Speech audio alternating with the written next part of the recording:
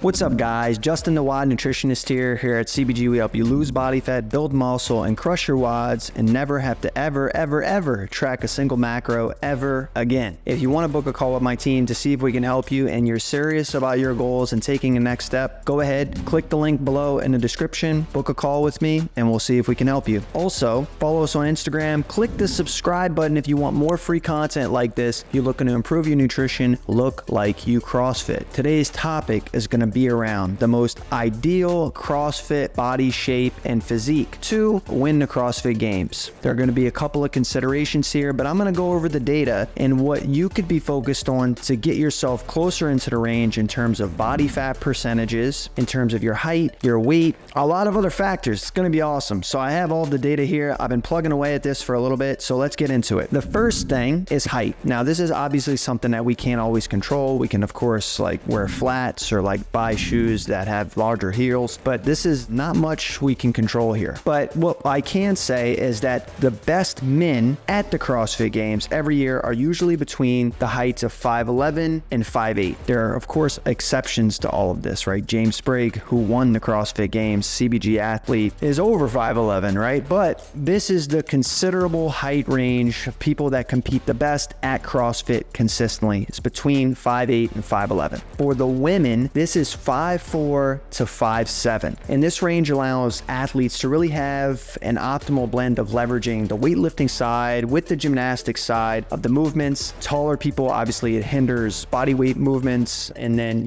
they can favor on some endurance tasks and be stronger, and then vice versa on the other end. So height range 5'8 to 5'11, 5'4 to 5'7. Let's get that out the way. We can't control our height, but this is the data. Next is weight. So what is the ideal weight for both the men and women that compete at the CrossFit Games with the appropriate amount of muscle mass and fat and everything like that? Men, it's 185 pounds to 210 pounds. This is the ideal weight range, right? Of course, there are people at the CrossFit Games outside of this range, but this is about the range that seems to be most optimal. For women, it tends to be the 135 to 155, even up to 160 pounds for the women. This is the ideal weight for people competing at the CrossFit Games. It doesn't mean that you need to be this ideal weight. A lot of us are not trying to go to the CrossFit Games, but we can't always be focusing on losing body fat and building more muscle, getting stronger. Now, this weight allows for enough muscle mass to be on the athlete to handle the heavy lifting and power output tasks while maintaining speed, agility, endurance. Athletes outside of these ranges, of course, can still perform well. It's just the majority of the champions and the people that make it to the CrossFit Games and reach the podium consistently have these characteristics. I do want to figure out body fat percentage. So what I'm going to do here, I'm actually going to type it into ChatGPT. What about body fat percentage? Because at the end of the day, it's not always about weight. We say don't go off the scale and be skinny fat. You could be 150 pounds and be super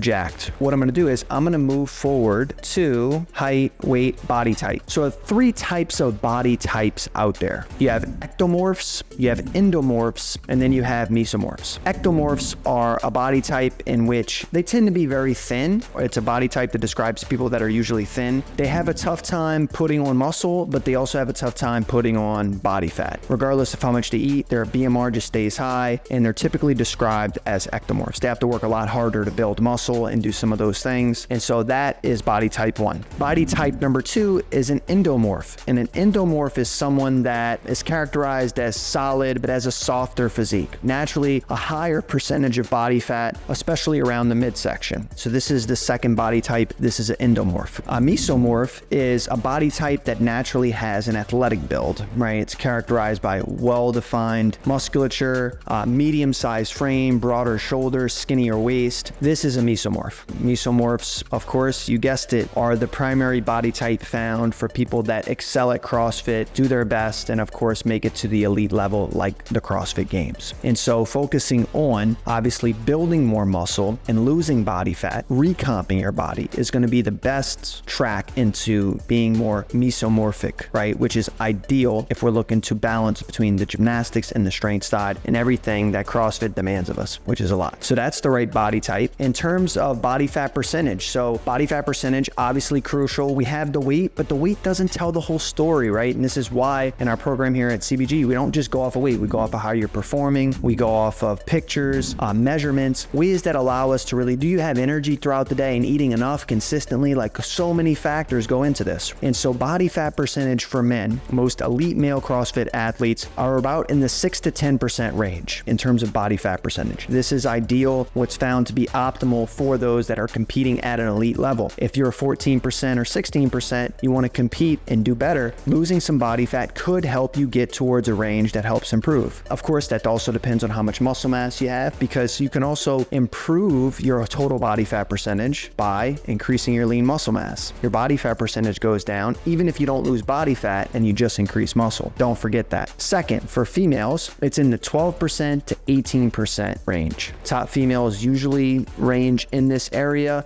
in terms of being elite. Like men, of course, this is a fairly lean body composition, right? And it helps women, obviously in the metabolic conditioning portion to stay crisp on the gymnastics portion, and also be able to stay strong and have enough muscle on them to lift weights and lift heavy weights. Obviously, the body fat percentage for women is a little bit higher.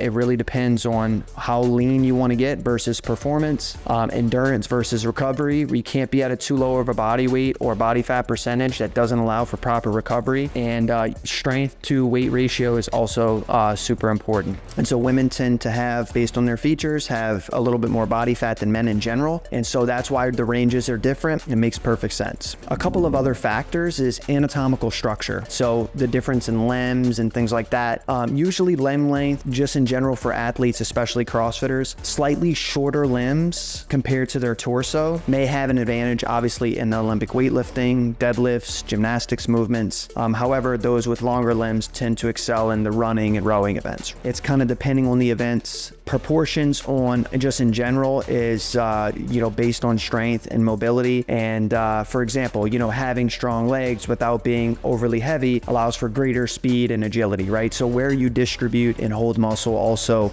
can be a big factor. Another consideration is muscle fiber composition. So with our muscle fiber composition, we have both type 2 and type 1 muscle fibers. Type 1 muscle fibers are slow twitch, which help with obviously generating our longer endurance-based events, whereas the fast twitch is like 1 rep maxes and moving with power and speed. That's our type 2 muscle fibers. Usually CrossFitters have a good blend of both, right? Both type 2 and type 1 muscle fibers. This can be hereditary in a lot of cases, but you can also train your body to be able to adapt and build more better slow twitch muscle fibers, fast twitch muscle fibers, and then some medium twitch muscle fibers that go along and give you a spectrum to be able to run really fast, but also to be able to row a marathon, which CrossFit Games athletes have been asked to do. So these are some considerations for that. Obviously, it's a lot of stuff, but hopefully this was helpful for you guys. This is what the ideal composition looks like for CrossFit Games athletes. So it's good to put some numbers behind the visual. I know we're watching them all compete out there, and we look up to and appreciate their bodies, because their bodies can't be cheated, right? Their hard work, it's effort on the nutrition side as well as the fitness side. And so it's pretty cool to put some numbers behind this, both in the percentages, the heights, the ranges, muscle fiber composition. So I hope this was helpful. If you guys want to book a call with my team, go ahead and click the link below. You're going to chat with me at some point. We'll go through your goals and make sure we line you up in a place that's going to create the best experience for you to lose body fat, build muscle, hit all your performance goals, and actually start looking like you do 4 to 5 watts per week. WOD Nutritionists out. Check you guys on the next one.